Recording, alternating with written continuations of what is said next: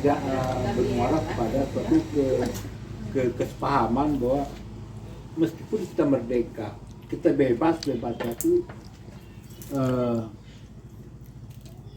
tetap harus diatur. Gue mau nih. Saya bahwa ya, kemerdekaan seseorang dibatasi oleh kemerdekaan orang lain, toh. Nah, ada kerangka, ada nilai-nilai yang disepakati. Nah, dibuatlah batas atau frame, gitu ya, yang mana menjadi wilayah kewajiban, yang mana menjadi wilayah hak, gitu ya. Nah, kalau perdebatannya kemudian adalah bentuk negara, saya kira sudah selesai ya, bentuk negara itu. Di kita sudah selesai, di orang lain belum. Mengambil apa? Ya kan harus ditransformasikan terus itu, gitu ya. Ya, mengambil bentuk pilihan yang sangat sulit sebetulnya, karena kita yang satu-satunya negara kepulauan yang mengambil jalan kesatuan. Ya, Ya, itu yang sangat sulit. paling gitu unik ya. mungkin ya. Nah, sangat unik sekali negara kepulauan terbesar ya di dunia, gitu ya. Ya kalau konteksnya itu Pak Henry itu adalah bicara kemerdekaan, gitu ya. Rokok. Bahwa memang kesepakatan-kesepakatan yang dibangun, gitu ya, atau perdebatan-perdebatan tentang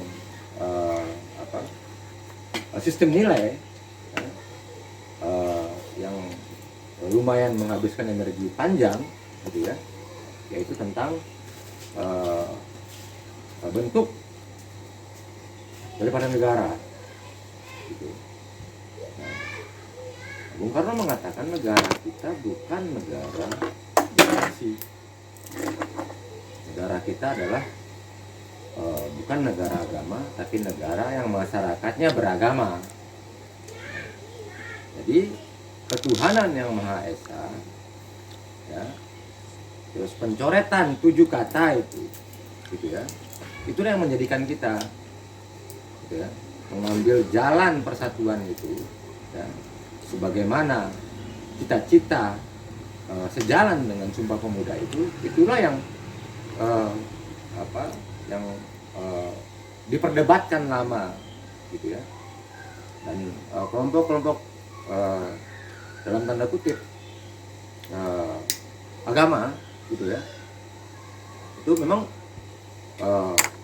ya perdebatannya di badan panitia 9 ya, badan usaha sama BPUPKI, badan usaha Persiapan. BPUPKI itu Penyelidik usaha kemerdekaan itu memang ya itulah yang menjadikan kita, gitu loh ya. Artinya dari kelompok ormas Muhammadiyah, ya, NU sendiri, gitu ya, setuju, gitu ya, selesai kan Bung Tar ya, untuk selesai kan untuk mencoret 7 kata itu, melaksanakan syariat Islam bagi pemeluknya itu, gitu ya. Nah, dengan asumsi sangat sederhana kalau saya lihat logika berpikirnya pada waktu itu, perdebatan itu, gitu ya. Di atas negara yang kuat, kita akan sebarkan nilai-nilai baru yang dibawa oleh Nabi Muhammad itu. Tapi negara harus jadi dulu. Artinya mayoritas toh terbesar dalam pengertian acuan sistem nilai. Bisa nggak kita bilang begini, Bung Rendi, Gus Rendi, pengorbanan umat Islam untuk adalah meskipun dalam posisi sangat mayoritas saat itu kan, untuk tidak bertahan dengan 7 kata itu kan, itu kan bentuk dari penghargaan atas kemerdekaan minoritas, itu sangat minoritas ya, baik dalam populasi maupun dalam tokoh-tokoh yang berperan dalam kemerdekaan itu sangat mungkin kalau bertahan dengan 7 kata itu kan. Tapi karena menghargai kemerdekaan orang lain yang mungkin alergi dalam tanda kutip dengan 7 kata itu, maka kita lepas. Nah, begitulah warisan sejarah kita, betapa kemerdekaan itu berdialektika lah. Bukan begitu? Ya, tapi kemudian keinginan ya, coba lebih gali lagi mungkin sebagai sebuah catatan dari kita ini, bahwa saya tertarik dengan tadi dari Gus Mus itu, bahwa dalam pada perspektif Islam sebenarnya kemerdekaan itu adalah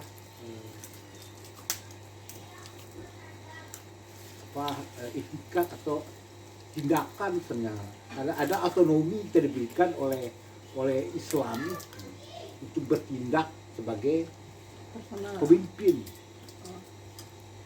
tinggal khalifah itu tadi itu. Nah, pertanyaan yang paling sederhana sebenarnya itu, pemimpin dalam demokrasi, kalau kita perkecil lagi marahnya di demokrasi, semua pemimpin itu dikaitkan dari kebebasan. Sebenarnya ada adigium lama yang sering kita dengar ya, bahwa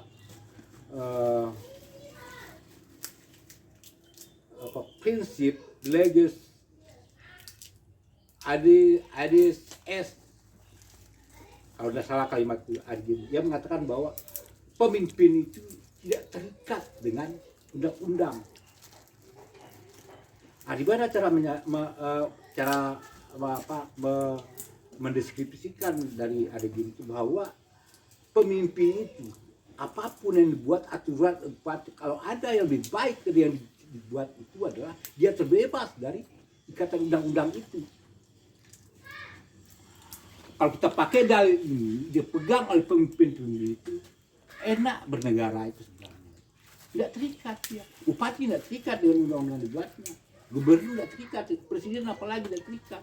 Ketika saatnya apa? Lebih baik dari apa yang dibuat. Kita upah 2.500.000 diketok Palu. Tidak soal bupati bilang naikkan 3 juta misalnya.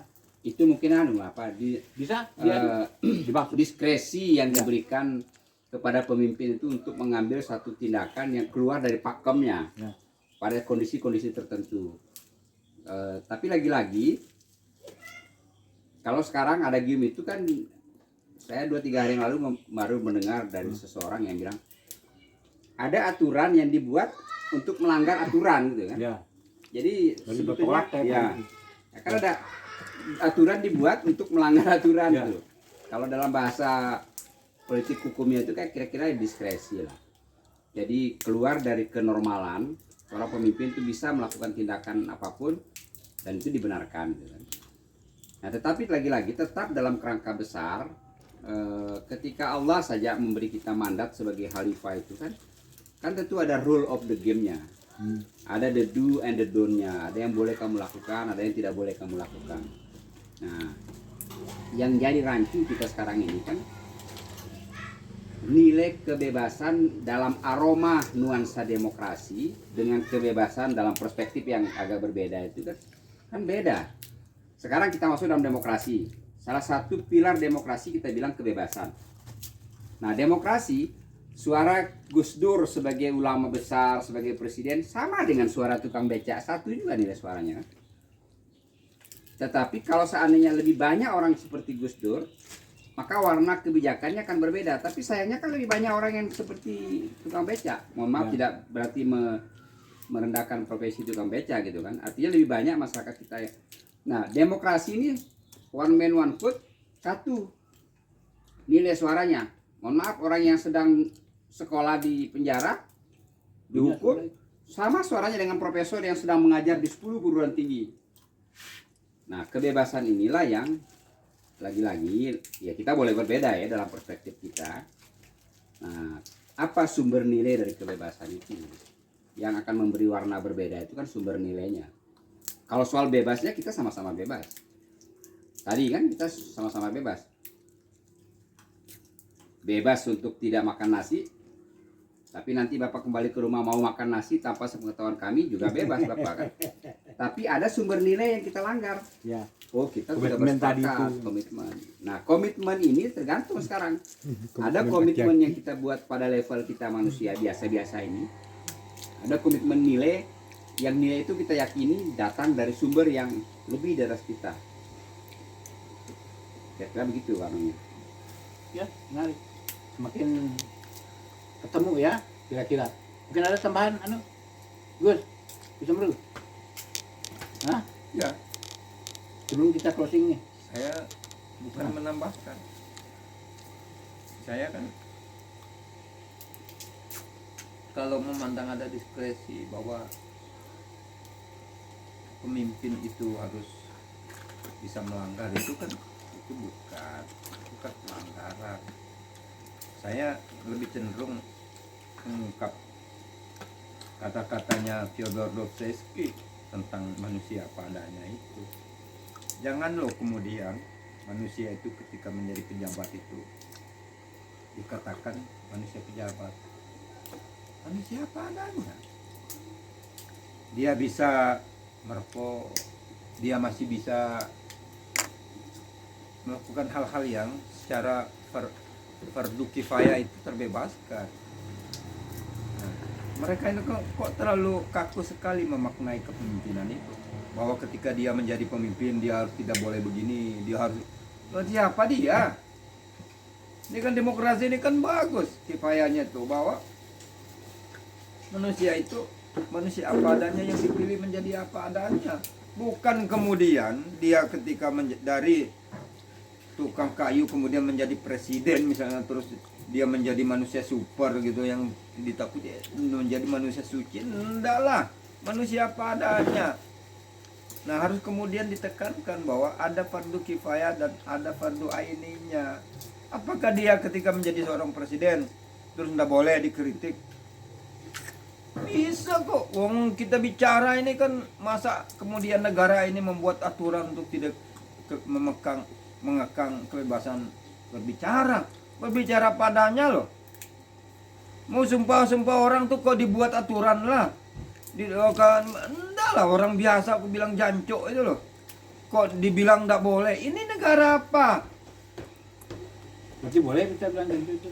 Boleh, kenapa? Pada siapapun. Kepada siapapun jancok kamu kan bilang begitu, masa ndak boleh, masa harus harus dipenjara yang begitu kan? Ya kan yang anu lah, yang keren lah, yang berilmu lah orang membuat aturan hukum ini.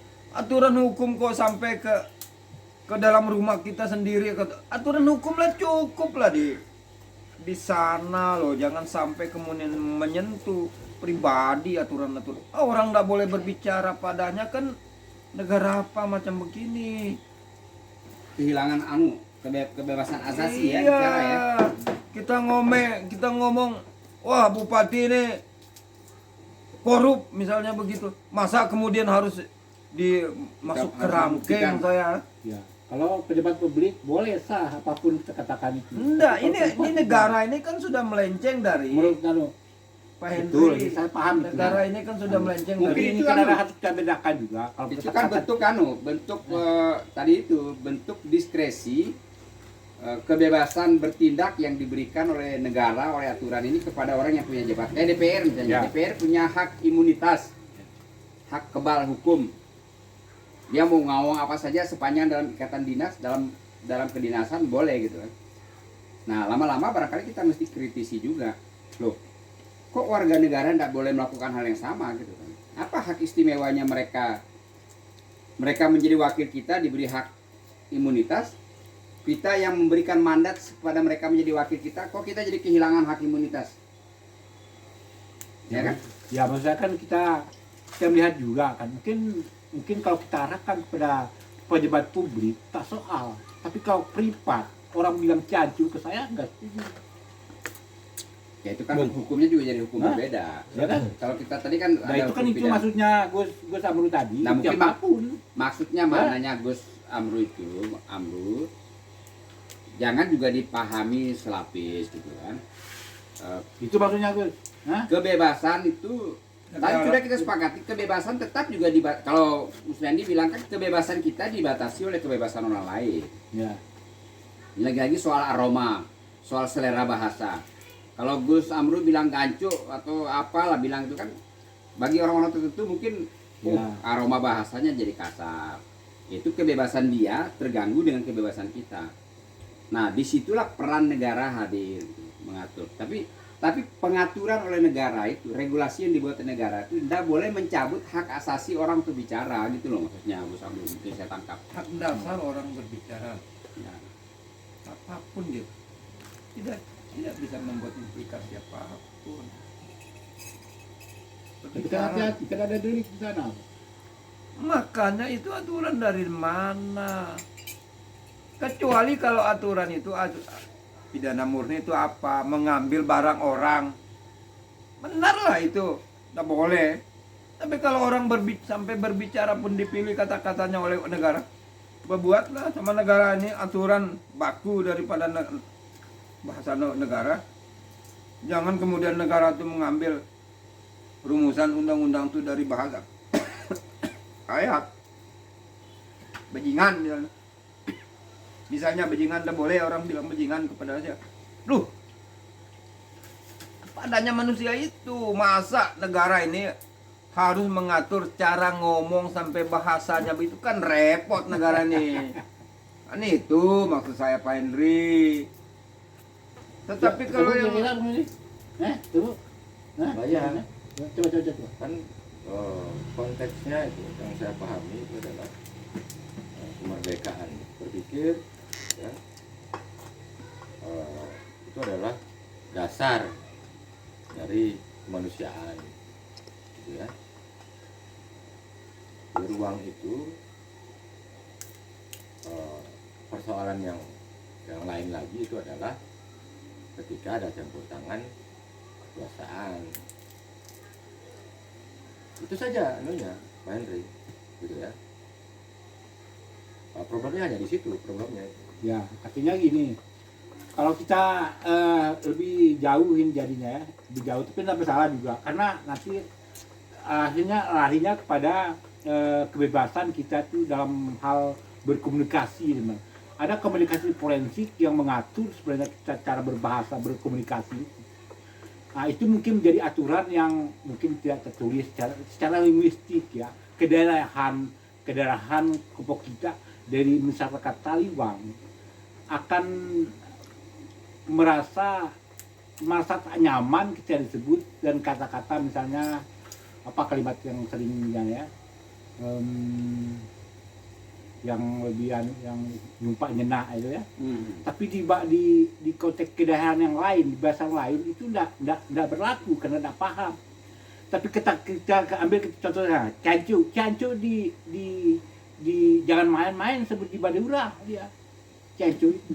Tapi kan secara linguistik di kita sama-sama kita paham bahwa cancu itu adalah umpatan. Nah, artinya kena di itu. sebentar Ada. Pak Henry.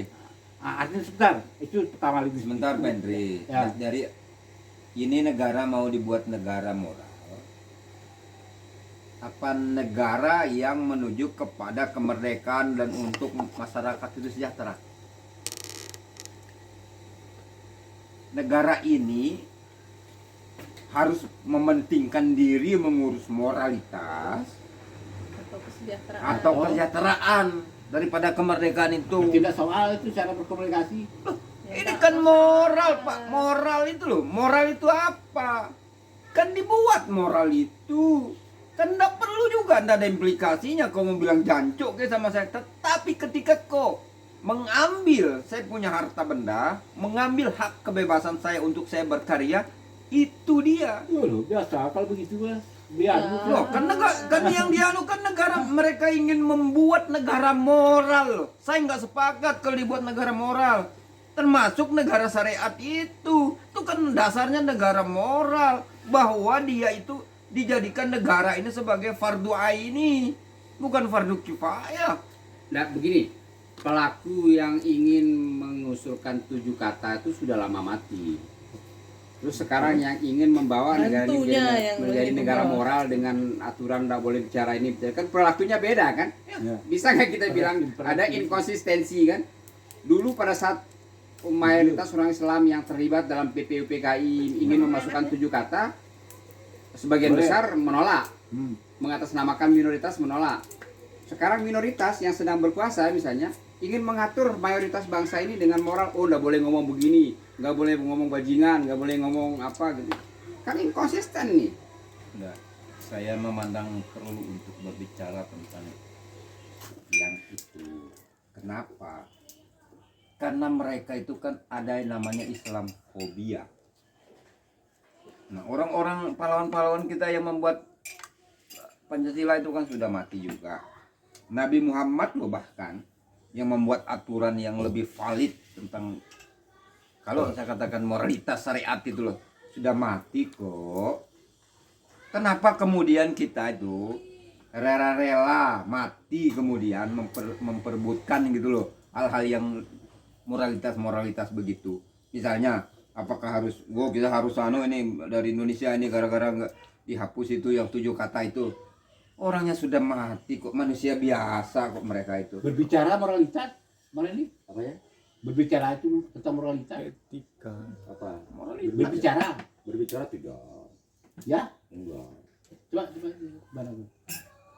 Begini Pak Ente, ya, bahwa negara itu dibangun berdasarkan kesepakatan toh, dari berbagai macam kelompok kepentingan. Itu negara itu dibangun. Terus kemudian hal yang sifatnya privat sama hal yang sifatnya publik jangan dibolak-balik gitu loh. Nah ini kan dibolak-balik gitu ya. Nah, apa kata Gusmus tadi gitu ya, sangat sederhana sebetulnya, bahwa memang persoalan nilai-nilai yang tidak konsisten itu loh ya, tidak konsisten itu loh. Nah ini yang terjadi sekarang ini gitu ya. Artinya sebetulnya kan kekuasaan itu kan nilai-nilai itu dijadikan tameng gitu loh ya. Nah untuk melindungi kepentingan, untuk segala macamnya gitu. Nah barulah dia bicara tentang moralitas gitu loh. Nah artinya kalau saya sepakat dengan Iwan Fals, urus saja moralmu, ya kan, urus saja ya, yang kita mau tuh negara gitu loh. Sebetulnya bisa kita bilang begini, kalau negara gagal mengurus rakyatnya menjadi sejahtera, secara moral dia udah gagal. Ya. Ngapain ngurus moral, orang bicara sopan santun, tata krama orang bicara dipersoalkan sampai harus dipenjara-penjara. Kamu secara moralitas pengemban amanat bernegara, itu kamu gagal membuat rakyatmu sejahtera, itu sudah Tidak bermoral. Cacat moral itu. Kemanusiaan yang adil dan beradab itu kamu langgar juga, itu sudah cacat moral. Pas ini, bagus nih Gusmus. Ya kan? Ya. Moral Loh, materialistis. sekarang kita mau kritik pemimpin ya, whatever lah siapapun pemimpin itu, pada level manapun ya, kita mau kritik dia. Pada saat kita kritik, dia cari celah kita, orang yang mengkritik ini cari salah kita. Oh Anda hate speech, Anda ujaran kebencian.